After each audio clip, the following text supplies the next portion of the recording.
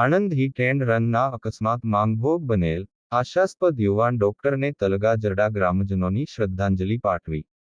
તલગાજરડા નાંગ ગ્રામજનો સરપંચ નાંગ પ્રતિનિધિ શ્રી ભોળાભાઈ કલાસરિયા અને સામાજિક કાર્યકર શ્રી સુખદેવસિંહ વાળાની આગેવાનીમાં આણંદ ખાતે હિટ એન્ડ રન અકસ્માતમાં ભોગ બનનાર તલગાજરડા ગામના યુવાન આશાસ્પદ યુવા ડોક્ટર જતીન લાલજીભાઈ હડિયાનું મોત નીપજ્યું હતું, જેથી નાના એવા તલગાજરડા ગામમાં શોકનું મોજું ફરી વળ્યું હતું અને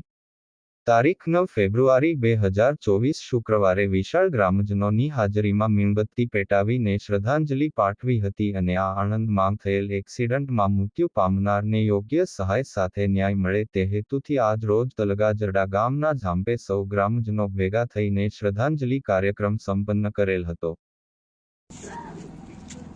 તંત્ર, સરકાર